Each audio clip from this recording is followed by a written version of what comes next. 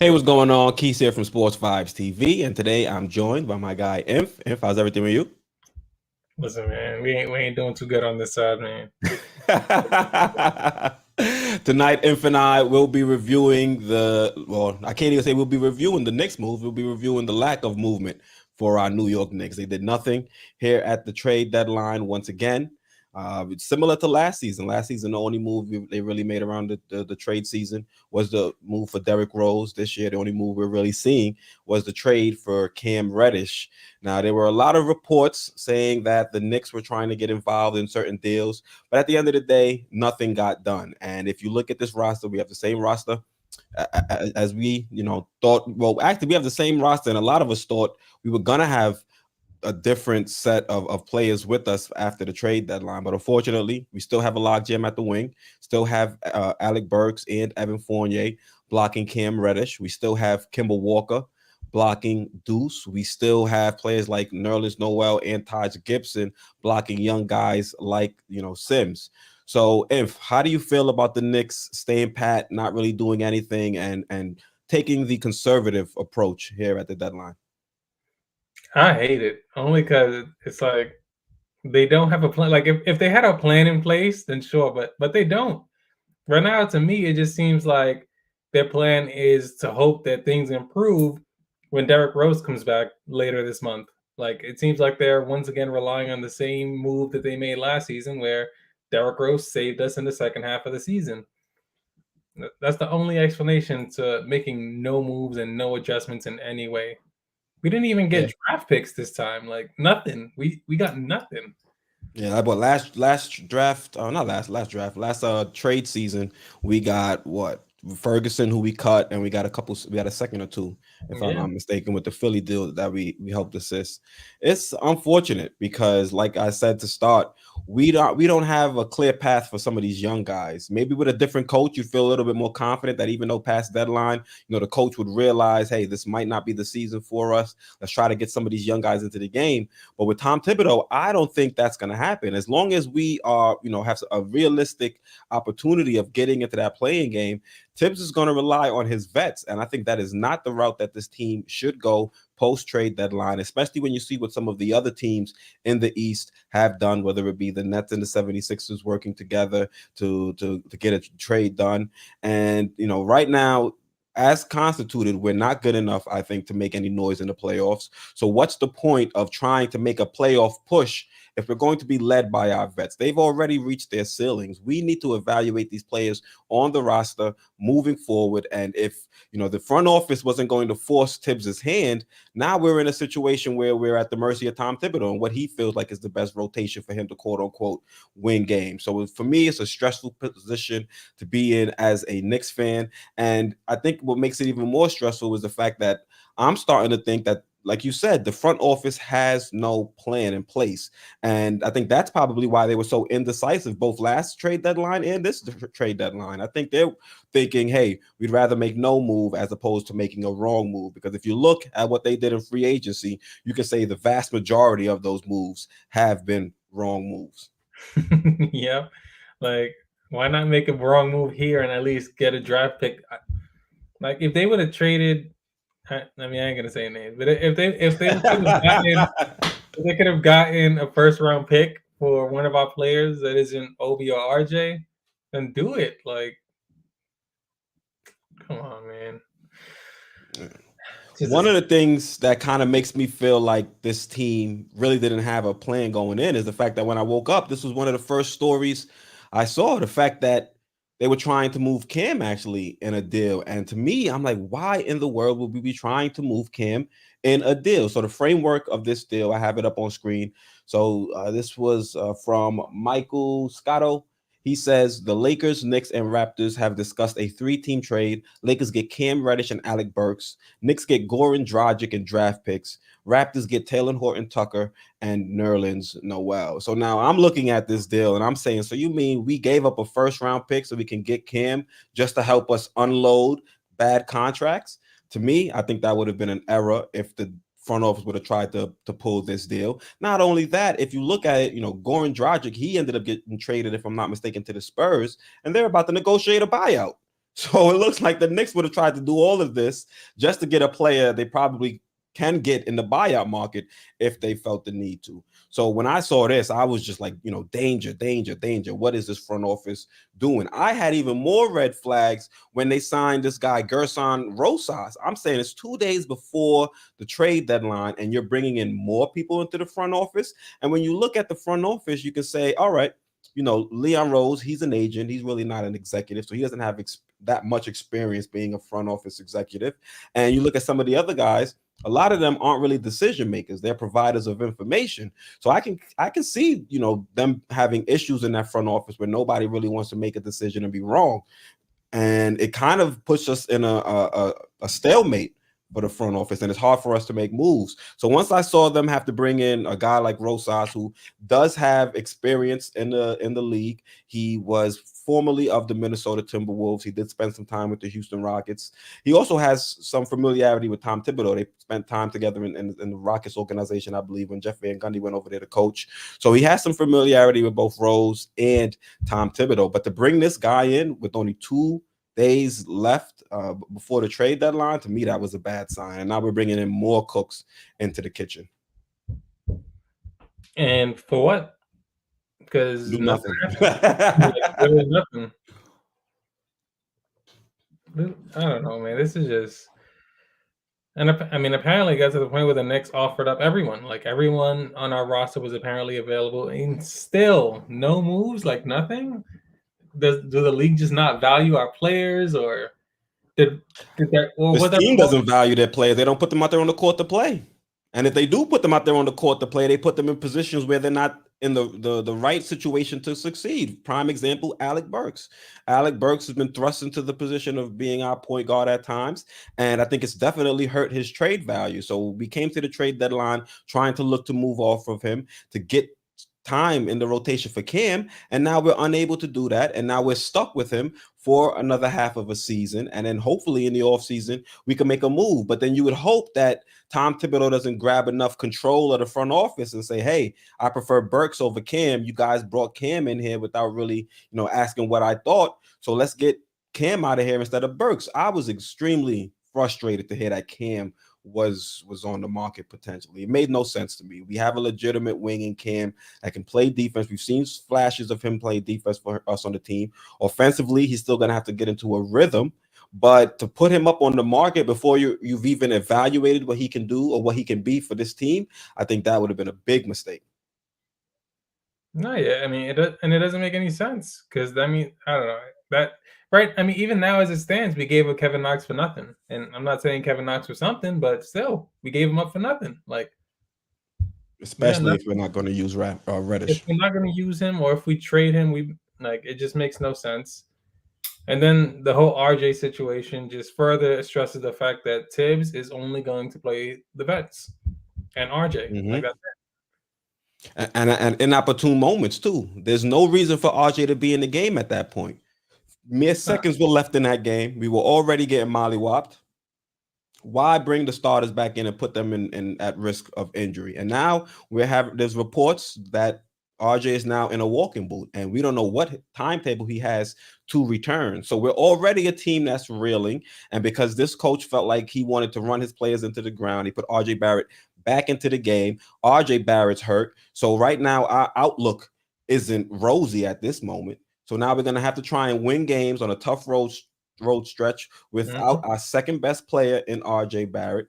And we didn't make any moves to really alleviate some of the issues we have with this roster. So it's going to be a long second half of the season. And I just hope Tibbs finally adjusts, because there's still a sign of hope for this team, because it's not like we don't have talent.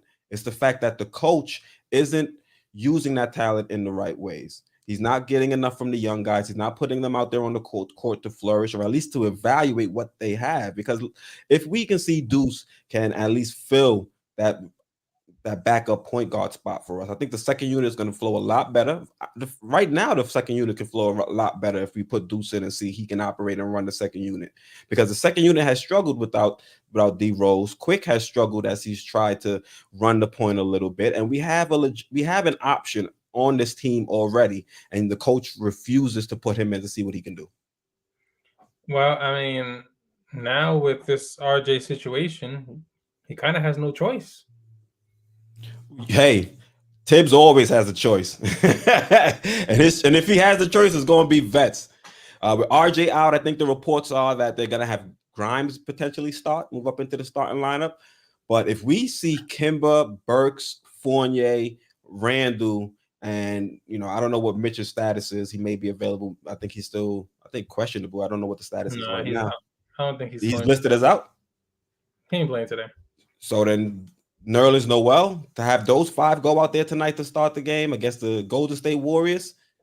Whew, we're in for a hell of a game. They should be lucky that game ain't in the Garden, because they would have probably booed him off the court. Mind you, what got me tight about that, Jay, is like this whole Klay Thompson situation. Like, he's not playing on back-to-backs, and he purposely didn't play the last game against the Jazz so he could play against us. Like, how does that make sense? Play the Jazz. Like, he's trying to get his numbers up. Like, come on, they're the ones who they need you against. You could sit out against the Knicks, you probably still win. Yeah, well, he saw what the Nuggets were able to do against us the other day, and he said, "Hey, I want to get my numbers." He missed a few years. You got to get back on track. Out of control. Let's give a shout out to a few people in chat. What's up, SV Nation? Los Nick says, "I'm here for the sorrow." Yeah, man, it's a lot of tough things to talk about when it comes to the Knicks team, but we're not going to be too sorrowful. We'll find ways to crack jokes. Oh man, Sincere the Genius is saying the front office is just making it up as they go. Facts. That's exactly what it seems like. There's no plan in place. Everything is just happening when it's brought or when it becomes available to them. And I feel like if there's no plan in place, it's going to be hard for both the front office and the coaching staff to move in lockstep. And I think if you look at the Evan Fournier signing, you look at the Kimba signing, and you look at the Cam signing, those are 3 things right there. You could even add a 4th one, the Luka Samanic signing. Those are 4 things that I think Tom Thibodeau didn't necessarily sign off on and were kind of forced on him. So if there's no plan in place, if the front office and the coaching staff aren't trying to move in the same direction, then we're going to have dysfunction. And I think that's exactly what we're starting to see with the Knicks throughout these last few weeks. No, listen, man, we a joke right now. Like, I'm literally a joke. The Nuggets were cracking jokes at us on Twitter. How are they cracking jokes on us for not doing anything? No, they were cracking just when they were kicking our ass. Yeah. Let's see. I was tight because I'm on like Bleacher Report all day today. Like, just keep refreshing the Knicks page, and then just for like the trades and stuff. And for some reason, they still tie Porzingis to us. He hasn't been on our team in how many years? And then the first people are still tracking that trade. Huh? People are still tracking that trade just to see what happens with it. No, but it's just like the first thing I see is Porzingis gets traded to Washington. I'm like, we didn't trade him to Washington. Why? Get him out of here. Like, I hate this, man. You know how it goes. Knicks for clicks. Seriously, it's ridiculous. UBG says Sabonis was also more stable in the head than Randall. I mean, after you saw that Halliburton trade, to me, it was almost like, dang, Randall did some self-sabotage and made sure we couldn't include him in the deal to get Halliburton. I would have considered it. I feel like Halliburton is a nice piece. He fits the timeline of this team. Would have been an answer at point guard for us to experiment with. He would have fit nicely next to RJ and Cam. You would have had 3 defenders with nice size and would have been able to harass opposing teams out there on the perimeter. And then you would have had Obi step up into the 4 and Mitch at the 5. I think we would have been a extremely difficult team to face or to deal with, both on offense and defense. Mm-hmm. But unfortunately, the Kings went with Sabonis, and now Halliburton is over there with the Pacers, and we're going to have to deal with him 4 times a year. Is it 4 or 3 times? Yeah, I think it's 3 times we play the Pacers. Yeah. Oh, yeah, because it's just Brooklyn, Philly, Boston, and somebody else. Toronto, I think. Toronto, yeah. Let's see what else we got going on in the chat. Allen says, Dolan, get on it. Remove Tibbs. He's a time waster. He never plays the youngins. He's caused RJ to sprain his ankle. Why is RJ in the game down by 18 with 15 seconds to go? Apparently, Tibbs says he thought they could make a run. Did you really think you could make a run when we're down 18 with 15 seconds to go? No reason Ridiculous. for RJ to be in the game at that point. And now we're going to suffer for it because RJ's not going to be available and they didn't make any moves. So if the grand plan was to still continue to try and get into the play-in game, we shot ourselves in the foot, no pun intended, because now RJ's going to be unavailable. Yep. And it's just like at this now I can say I feel like Tibbs might be in the hot seat because it's just like you did this. You know? Tibbs been in a hot seat for crazy rotations like this, keeping guys in when there's no need for it. Yeah. We're this far into the season. We still have no idea what Deuce could be in the league. We really don't know what Sims could be. And yet we're giving Taj a decent amount of minutes when a player goes down like Noel. And we should really be focusing on trying to get these young guys and figure out what they are. Are they legitimate pieces to this core, or are they trade bait? At least let us figure that out. At least put them on the court so we can see and make some evaluations, because we aren't able to learn anything with them sitting on the bench, clapping their hands and being stuck watching Taj Gibson out there taking all the minutes. It's ridiculous. Taj Gibson, like, mind you, I feel like he wouldn't even be on this team if Tibbs wasn't the coach. That's a Snapple fact. He wouldn't. They come as a package. It's ridiculous. Greg says if there has been a time Dolan needs to open his mouth, is now. I mean, there were reports. I did drop a video that Dolan had a little meeting with Tom Thibodeau after, what was it? I think about 2 or 3, maybe it might have been a month into the season or so.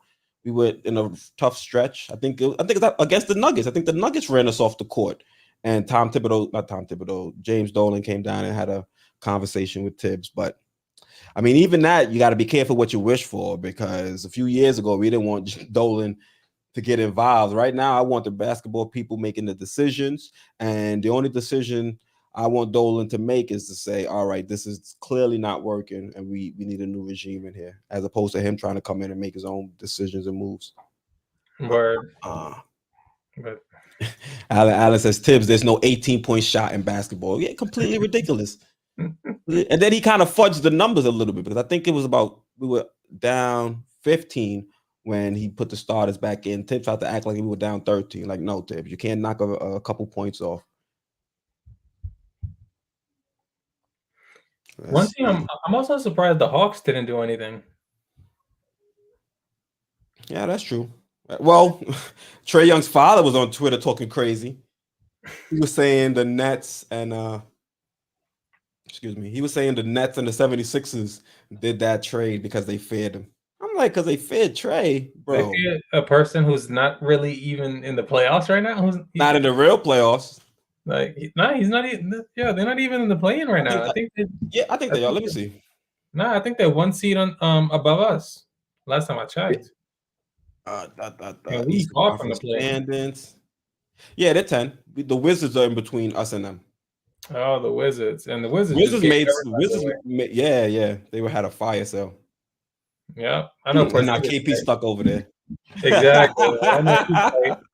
We try to tell people the grass ain't always greener. He wanted out of here, shipped him to Dallas. They didn't show him any loyalty. Shipped him over to DC now. Enjoy yourself. Yeah. Winners are similar, but you don't have, some of the perks you get when you live in New York City. Damn. Let's see what else we got going on. Alan is saying start Cam. I wish we could start Cam. That would probably be the route I would go if I were Tibbs. Try to get Cam in there. No RJ. You have an opportunity now to see what he can do in extended minutes and see how he can fit with this team. Honestly, Alan, I agree with you. I would put Cam in tonight. And I would have put you on screen too, but you kind of called Tibbs a name, so I didn't want to promote that too much. Let's see. D.Burr says Mitch is day to day, so is Noel. Oh, Noel's tenure with the New York Knicks should have been day to day, but unfortunately now he's going to be stuck with us until the end of the season. Joel Coleman says we are going to get killed. I don't disagree. We're going to be playing this game without our second best player. I mean, I And think the end result would have been the same regardless, though. you never know. Sometimes your team makes a trade and you see a newfound energy with the squad, but I don't know if we're gonna see that. It's lackluster trade deadline, and especially with all the rumors that were floating around. Honestly, to be honest, I was a little concerned they might have actually did worse in the trade deadline than they did in free agency, because this trade right here on screen really had me shaking in my boots. I was like, yo, what is going on? Why is Cam available? Why is Cam even in the talks right now? So that I'm glad they didn't do, but they still should have did something to at least free up room for Cam. No, yeah, I got hyped when I saw that Dragic ended up being traded to the Spurs. Exactly. I'm like, good. Now we can't end up with him. Good. That's how I felt when CJ got traded. CJ got traded, and I'm like, all right, thank God, because there was no need for us to have CJ. Not at this stage of his career. That answers nothing for us. That's a snapper fact. Let's I'm see what else we surprised got going on. Lillard didn't get nothing. Like, I don't know what he gonna do. He's just gonna be out. I mean, well, he's injured right now, but yeah, he's injured. I think he's out for the rest of the season, and then he'll probably come back next year. They freed up a lot of cap space, Portland, so maybe they go out there try to. I mean, Bradley Beal will be available, but I don't know if Lillard and Beal. Yeah. Bill, I think he has the option to opt out. Just fractured his wrist, so he'll be out for the rest of the season. And you see what the Wizards did. I mean, I don't think they really. I mean, they brought in KP to pair with him, but I don't know if Bradley Beal would be happy about that. KP is in and out of the lineup. Yep. Wow, that's great, yo. See, these teams, they be like holding on to stars for no reason, and then once their contract's up, the stars just leave. Yeah, because I mean, a lot of these teams don't really build serious contenders around them. You know, you say the same thing about Portland. They've tried, but they haven't really put a great supporting cast around Lillard, especially in a competitive West when you're looking at the teams out there like the Warriors and things like that. No, yeah, true. I mean, I wanted so bad to say that like the Nets are tight that they traded away all the young guys and stuff just to get Harden for no reason. But then they get a freaking haul, like on top of they got a Simmons, decent trade. Curry and Drummond. They get 2 firsts. I'm like, yo, you know what? Like, they good. This year's first probably isn't nothing crazy because you expect the 76ers to go late into the playoffs. But what I think it was the 2027 was the first round they gave. That might be something, depending on how Embiid is. And what is that, 4 years from now, 5 years from now? Yeah, but I mean, even regardless, even like they can still do something with that first round pick for this year. They could utilize. Oh, now they can't in the offseason. No, I mean that's what I mean. Like right in the offseason, like they can make moves. They have more, things to play with. They could trade that pick for a 2023 or 2024 pick, or like they could do things. They got options now. Yeah, this is the year for them, though. I mean, they did kind of extend their window a little bit by bringing in Ben Simmons, who's a younger player. But I don't know how, things are with the front office and Kyrie. So this might be their window to really get things done. So I think the front office did a solid job in moving off from James Harden, which kind of became a situation that it seems like was irreconcilable between the two of them. I don't even know what happened. I mean, it just seemed like it was Kyrie's fault, to be honest. Oh, him not being able to perform or play? Yeah. Because Harden, he didn't want to be the main guy. He didn't want to come and have to carry a team, and KD got hurt. Kyrie's barely playing, and Harden found himself in a position where he, once again, has to be the main guy, and he didn't like it. So his hamstrings is too weak to carry a team. Exactly. You want to deal with that.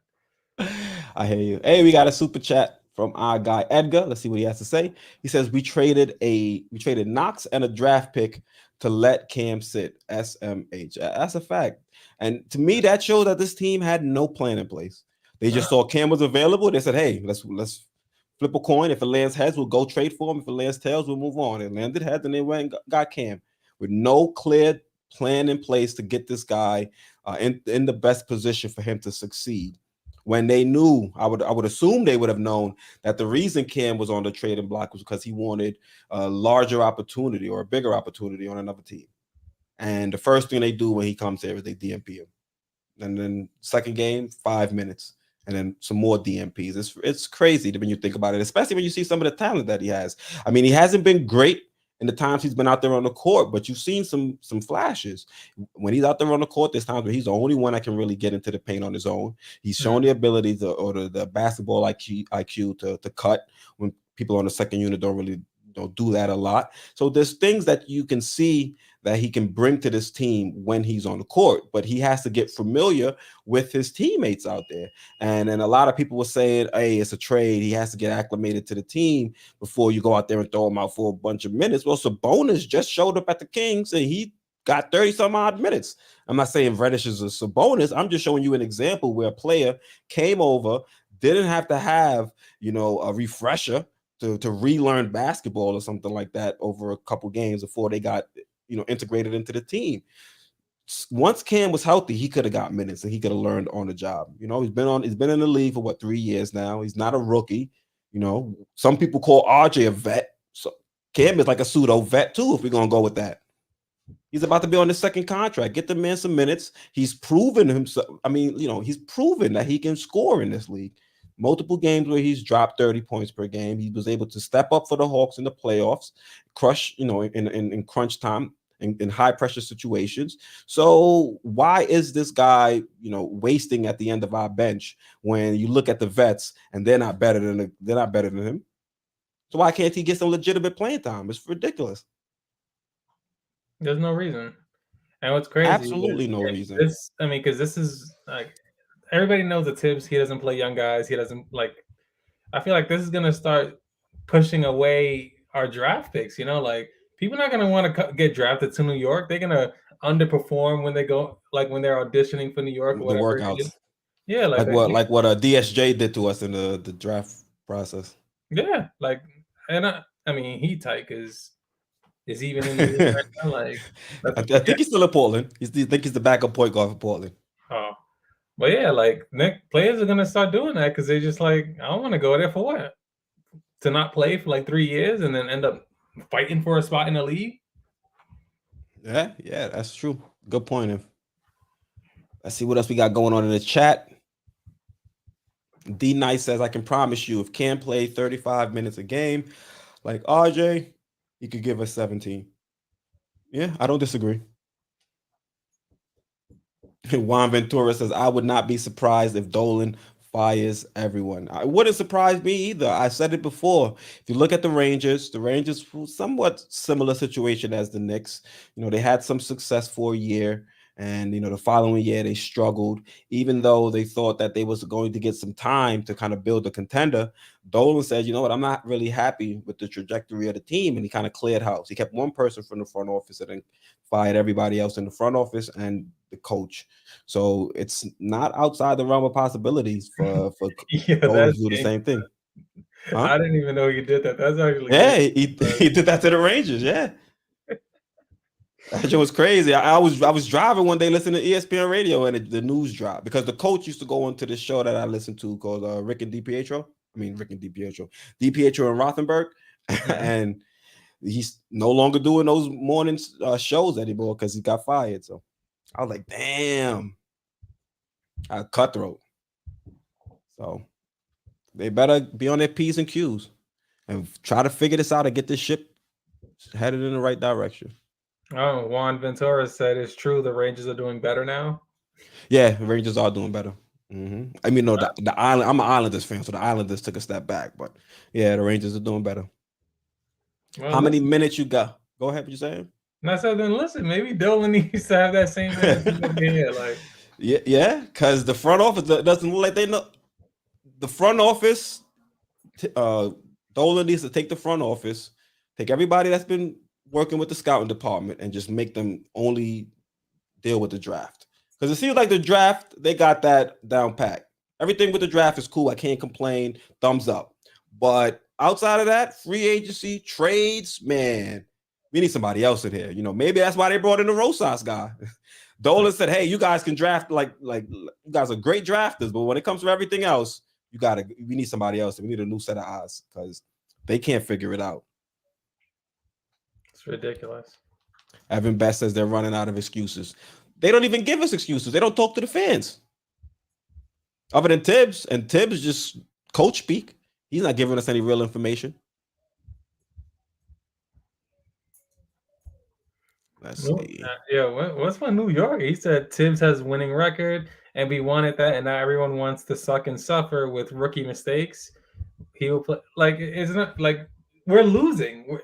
We're losing. We have a losing record. We're losing. It doesn't look like we're making the playoffs. So why not play the rookie? I'd rather rookie mistakes instead of vet mistakes.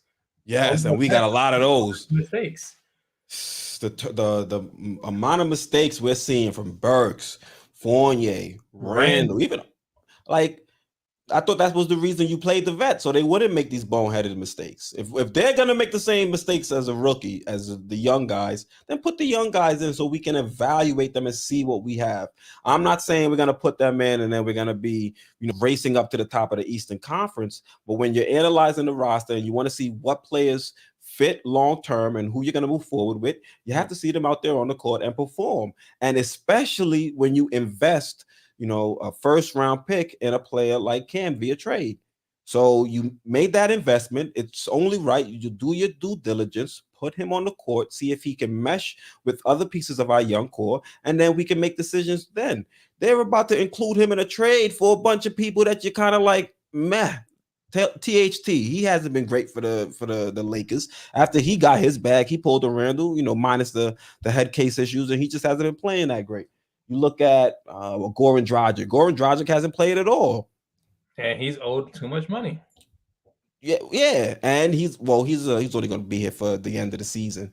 But still, we're about to give up Cam Reddish just so we can get rid of Burks and Nerlens Noel contracts. So we got to give away legitimate talent because y'all made a bad decision signing these players to those type of deals. Yeah, it's ridiculous. You're not going to get anywhere if you're continually trying to correct your previous mistakes. Like, it's one thing to try to correct the previous regime's mistake. That's understandable. You get time for that because you didn't do it, and you're going to have to work on getting back to square one. But when you have to try and correct your own mistakes, and it's only been 5 or 6 months since free agency, or maybe 7, who knows? But come on now. And you got to get rid of Cam Reddish because of it. You made a good move bringing in Cam Reddish, and you got to use it to kind of negate a couple bad moves. That's not good business. And that's not how you run a functional organization. At least not to me from the outside looking in. I got to put that disclaimer. Right? Like, I can't say like I did it before. I just do it on 2K. Doesn't seem that hard. Oh man, it's just ridiculous. All right, Jesco says it looks like the front office only plan is to wait till they can sign Zion. Well, I don't know if Zion. Say that again, If? That's a horrible plan. Terrible plan, number one. So we're relying on someone who hasn't even played 100 games in 3 years? Like, that's what we're relying on? Come on. That's number one. And then number two is you look at what the Pelicans have done. They've done pretty decent. I haven't been a fan. I wasn't a fan of the CJ deal. But when you look at the Pelicans, they've got Brandon Ingram. Brandon Ingram is arguably better than Julius Randle and RJ. Well, it was more of a debate last season when Randle was killing, but this season I would definitely say Brandon Ingram is better than Randle. And I think Zion, when he's healthy, he's got a lot more potential than Julius Randle does. So pairing CJ with those two guys, you can understand, all right, maybe they can make a little bit of noise. But if you look at our team, between Julius Randle having a terrible season, when you look at it all in its totality, and you look at RJ Barrett, who's been better as of late before the injury, but he's still somewhat inconsistent and he can be inefficient at times. I never saw CJ as being that piece. And if we're going to just be, a play-in first round exit with no real, progress, not taking steps forward as an organization, then what's the point? Why bring in a CJ when it's not making us, we're going to be marginally better? I don't see the point. And if I'm Zion, if I'm Zion and I have a choice between staying at New Orleans with that team and coming to the Knicks with this team, I'm staying in New Orleans. I got a better chance of winning, even if that's the West. It's crazy. I don't know. Pelicans, their front office. I mean, they got Griffin over there still, I believe, right? But yep. things always seem to go haywire for the Pelicans. I know that's probably me saying a lot from a Knicks fan. Same in the same I boat. know. I don't think what's to say. That's like the pot calling the kettle black. Exactly. Touche. Look at this. This was crazy. Troy Fleck said we gave up 83 points in the first half. That was mind-boggling. Remember when that used to be the winning score of a game? So yeah, right. The fourth quarter score, you'd have 83. Some games, good. Yeah, that was crazy, man. To give up 80, what was it? I think it was 40 in the first and then 43 in the second. Yeah, like what did Tibbs say after the first quarter to the team? Like, all right, let's try to let them score more points.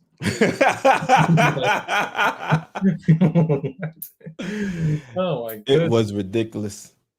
B Bass says, I'm a frustrated fan. We have good young players who aren't getting any run. Randall has no handle and throws the ball away. Facts. Randall, we should have moved on from Randall. Yep. But what I think what kind of made me nervous leading up to the trade deadline and kind of made me thought that we weren't going to move on from Randall, it's the fact that he says, quote unquote, I trust the front office. And to me, that sounds like maybe he had some sort of agreement with them when they extended him in the offseason. And maybe that's why we weren't really in the hunt for Halliburton. Because if it took Sabonis included for them to move off of Halliburton and the front office made some kind of promise to Julius Randle and decided to stick to it, and we lose Halliburton because of that, I'd be frustrated, definitely. Yeah, I mean, I saw a report that the front office was straight up torn, like half and half between moving on from Randle and some believing that he just needs to play with better energy, and still believing in him. Well, that's probably why we've seen him with more energy the last few games. They put a fire on them. They said, "Hey, bro, you keep acting like this, we're gonna ship you out of town." Send you right to Sacramento. Yeah, said you right. Yeah. I remember Sacramento was one of those places you probably sent someone for punishment. Where else? Cleveland used to be like that, but they figured things out. They've gotten better. What other places they used to send you? Where the Hornets. Charlotte. Yeah. Those are the places they send you when they want you to be miserable. Yeah, like Minnesota. Crazy? Go to the Bobcats, man. Yeah, Bobcats. Remember the Bobcats? Oh man, worst team in the league, Bobcats. All right, but that's this versus that says Pelicans ain't winning ish. I mean, no, they're not, but they have a better chance than the Knicks with Zion LD. Paris Douglas says, Keith, I know you don't. Okay, I got you. Keith says, I know you don't like Randall, but don't overlook his work environment. Yeah. That's why we haven't really been giving Randall much flack right now, because this has nothing to do with Randall. This is more so on the front office and on Tom Thibodeau. So mainly Tom Thibodeau at this point. Yeah. I'm not the biggest Julius Randle fan, but I don't really go out my way to try to attack him when it's warranted. I might make note of certain things, but other than that, it is what it is. Yeah, like when he has bad energy, when he's like slapping iPads out of people's hands, like then it's like, all right, chill, Randall's wilding. But when it comes to like trades, you gotta mention those things or anything like that has nothing to do with him. Yeah, he's turning the ball over. I got to mention that. But he's been playing better. I think I said that. He's been playing with better energy the last few games. So, Paris, thank you for keeping me. Thanks for checking on me, making sure I'm not going crazy on Julius. But I think I'm being fair. Just trying to make sure I'm being fair about everybody. But, all right, ladies and gentlemen, we'll wrap it up here. But if you are tuned in right now, make sure you don't go too far. I'll be back at around 9:15. What time the game start? 10, right? Yes, I'll be back at around 9:15 with Foxy and George for the pregame show. So make sure you guys are tuned in for that. If anything, before we go, we hit 200 in chat. Thank you guys. I mean, I was just on here venting for the most part. I didn't check any of the stats. I'm sorry. We got 52 likes, 204 in chat. Thank you guys for supporting the stream. Greatly appreciate it. I'm pretty sure you guys have probably ran through the circuit of Knicks content creator, but you guys still found time for Inf and I. So I really appreciate that. Thank you. And salute Anudi. Facts. Salute. So we'll end it here. Thank you guys for everything. Once again, I'm Keith, host of Sports Vibes TV. That's my